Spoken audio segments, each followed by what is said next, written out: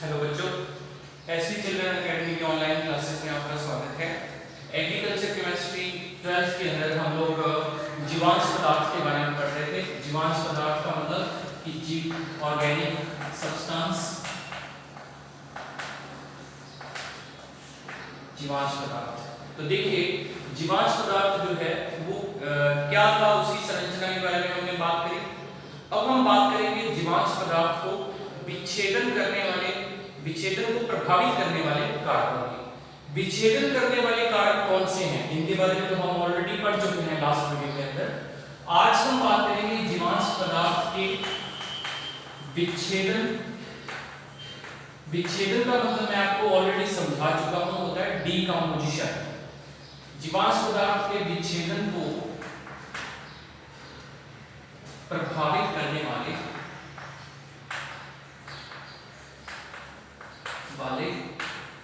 कारक, ठीक है। तो ये चीजें हमने पढ़ी। अब इसमें देखो भाई, कारक कौन कौन से हैं उनको हम उनके बारे में बात करते हैं। सबसे पहला कारक है पादप पदार्थों की प्रकृति। पादप पदार्थों की प्रकृति, ठीक है। अब ये देखो क्या है, तो देखो भाई, इसका मतलब ये है कि जो विच्छेदन है वो पादप पदार्थ की प्रकृति पर निर्भर करता है। अब पादप पदार्थ की प्रकृति क्या होती है, तो देखिए इसमें अलग अलग पॉइंट्स हैं इसके। पहला पॉइंट है कि पदार्थ के संगठन व आयु के आधार पर निर्भर करता है, ठीक है। पदार्थ के संगठन, इसको आप पदार्थ की बजाय पादप पदार्थ लिखते हैं, तो पादप पदार्थ के संगठन व आयु के आधार, ठीक है, या सीधे आयु पर ऐसे। तो पादप पदार्थ की प्रकृति में पहला पॉइंट आएगा कि पादप पदार्थ के संगठन व आयु पर निर्भर करता है। इसका मतलब ये हुआ कि जो परिपक्व पौधे हैं, यानी कि जिनकी आयु ज्यादा है, ज्यादा आयु वाले जो पौधे हैं उनका जो है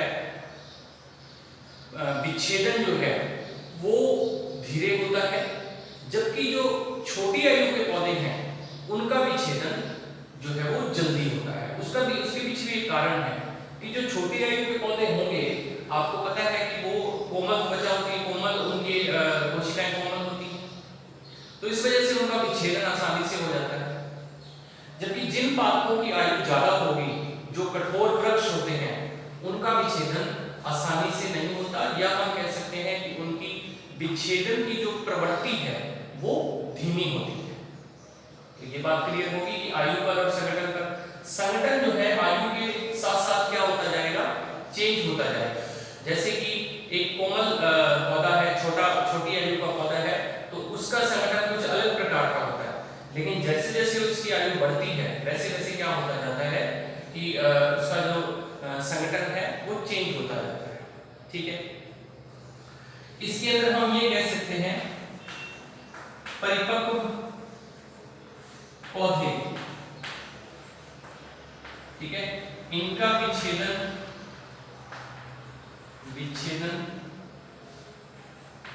धीमा होता है, जबकि जो सरल पौधे हैं इनका विच्छेदन तीव्र होता है, क्लियर है, तीव्र गति से होता है। दूसरी बात कि जो परिपक्व पौधे हैं उनके अंदर हेमीसेलुलोज, सेलुलोज और लिग्निन की मात्रा बढ़ जाती है, ठीक है। तो इनके अंदर हेमीसेलुलोज,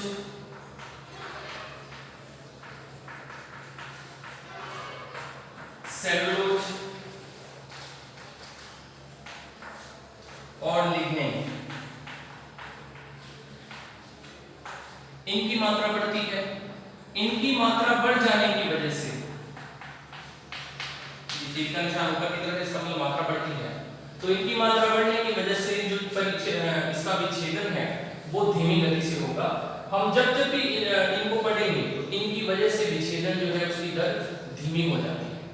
ठीक है, तो ये पहला पॉइंट हुआ कि पादप पदार्थों की प्रकृति जो है वो किस प्रकार से विच्छेदन को प्रभावित करती है। फिर इसके बाद दूसरा इसमें टॉपिक है, दूसरा जो कारक है वो क्या है, मृदा नमी।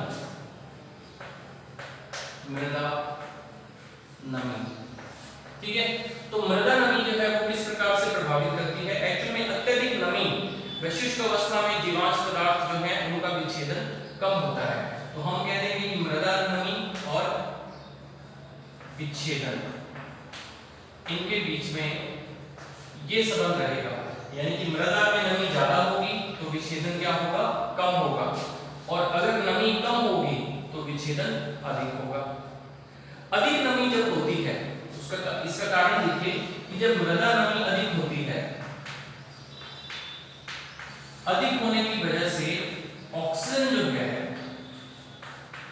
वो कम हो जाती है।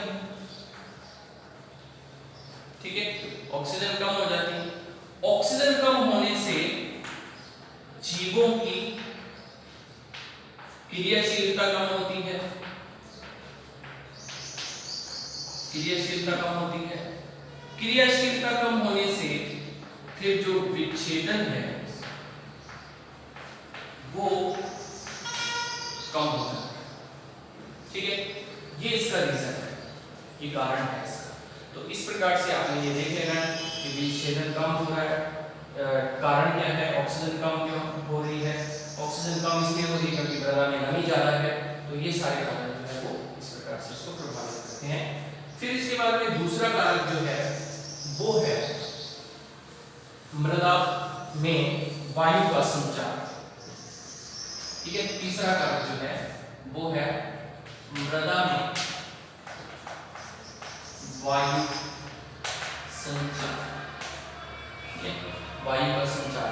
तो इसके बारे में आपको इतनी बात याद रखनी है कि वायु का संचार जितना ज्यादा होगा विच्छेदन की मात्रा उतनी ही ज्यादा होगी, विच्छेदन की गति उतनी ही ज्यादा होगी। ठीक है, तो वायु का मतलब ये है कि ऑक्सीजन अधिक, अगर ऑक्सीजन अधिक होगी तो जीवों की क्रियाशीलता अधिक होगी, और क्रियाशीलता अधिक होगी तो फिर इससे क्या होगा, विच्छेदन जो है या डीकंपोजिशन है वो क्या होगा, अधिक होगा। ठीक है ना, तो ये इस प्रकार से सीक्वेंस आपको याद रखना है। अब इसके बाद नेक्स्ट जो इसके अंदर पॉइंट है वो है इसके अंदर ये पॉइंट आपका इसके अंदर हो जाएगा टेम्परेचर के बारे में। चौथा पॉइंट जो है वो मृदा ताप। ठीक है, तो मृदा ताप की जब बात होती है तो मृदा ताप में सामान्यतः ताप जब बढ़ता है तो विच्छेदन जो है वो भी बढ़ता है। ठीक है, ये एक जनरल बात हमने करी है, लेकिन ताप की भी एक रेंज होती है, उस रेंज तक जो है विच्छेदन जो है वो बढ़ता है। जैसे कि उपयुक्त ताप जो है वो है आपका 30 डिग्री सेंटीग्रेड से 40 डिग्री सेंटीग्रेड। ठीक है, 30 डिग्री सेंटीग्रेड से 40 डिग्री सेंटीग्रेड तक ताप जो है वो बढ़ता है। जो इस ताप के अंदर जो है विच्छेदन की जो है गति है वो तीव्र होती है। ठीक है, फिर उसके बाद में अगर ताप जो है वो 40 डिग्री सेंटीग्रेड से अधिक हो जाए, अगर ऐसा हो जाए तो फिर अब विच्छेदन जो है वो इस बात पर डिपेंड करेगा कि उस मृदा के अंदर बैक्टीरिया किस प्रकार के हैं। अगर उसके अंदर बैक्टीरिया जो है वो इस प्रकार के हैं जो इस ताप से ऊपर जीवित रह जाते हैं, ठीक है, तो फिर तो विच्छेदन होगा, नहीं तो विच्छेदन नहीं होगा। ठीक है, तो यहां आप लिख सकते हो कि ताप सहने वाले बैक्टीरिया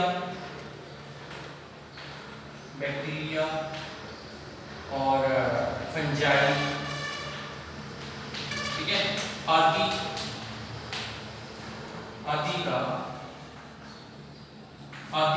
पर निर्भर करता है, ठीक है।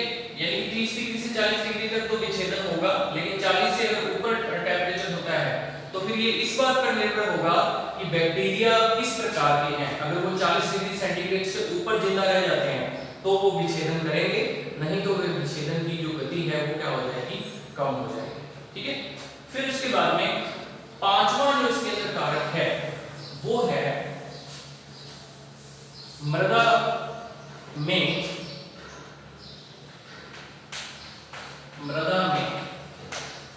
कार्बन नाइट्रोजन अनुपात, क्लियर है। तो कार्बन और नाइट्रोजन के अनुपात पे भी ये निर्भर करता है। जैसे देखो, कार्बन और नाइट्रोजन का अनुपात यदि कम है, ठीक है, यदि कम है तो फिर इससे क्या होगा, विच्छेदन जो है वो तीव्र होगा, क्लियर। और यदि कार्बन और नाइट्रोजन अनुपात जो है वो ज्यादा है तो फिर विच्छेदन जो है वो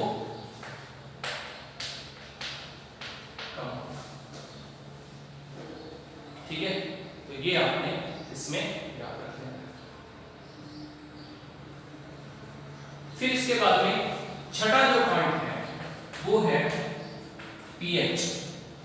पीएच किस पे, तो पीएच में आपने ध्यान रखना है कि जब पीएच जब 7 होती है ना, जब 7 पीएच होती है, 7 पीएच का मतलब ये हुआ कि भूमि जो है वो उदासीन प्रवृत्ति की है, ना तो अम्लीय है और ना ही वो क्षारीय है। तो अगर 7 पीएच है तो विच्छेदन जो है वो सर्वाधिक होता है इस केस के अंदर, ठीक है। अगर भूमि जो है वो उदासीन है तो विच्छेदन जो है वो सर्वाधिक होगा, लेकिन अगर पीएच जो है वो 7 से ज्यादा है, 7 से ज्यादा होने का मतलब ये हुआ कि भूमि कैसी होगी, क्षारीय होगी, और या फिर पीएच जो है वो 7 से कम है तो इसका मतलब भूमि कैसी होगी, अम्लीय होगी। इन दोनों ही केसेस में विच्छेदन जो है वो क्या होगा, कम होगा, क्लियर है। तो ये पीएच पे इस प्रकार से निर्भर करता है। फिर इसके बाद में लास्ट पॉइंट जो इसका आता है वो है आपका पोषक तत्वों का। तो पोषक तत्व जो है वो भूमि के अंदर ये पोषक तत्व जो है, ये जो पोषण प्रदान करते हैं, ये केवल भूमि को नहीं, भूमि में रहने वाले जीवों को भी पोषण प्रदान करते हैं। तो अगर भूमि में पोषक तत्व जो है उनकी मात्रा ज्यादा है तो उससे क्या होगा कि जो भूमि है उस वो जो मृदा है वो, और इसके अलावा उसमें रहने वाले जीव और पादप, ये सारे के सारे जो हैं क्या हो जाएंगे, अति सक्रिय हो जाएंगे, और सक्रियता बढ़ेगी। अगर सक्रियता अधिक होगी तो उससे क्या होगा, फिर सक्रियता बढ़ने से क्या होगा, विच्छेदन जो है वो भी क्या हो जाएगा, बढ़ जाएगा।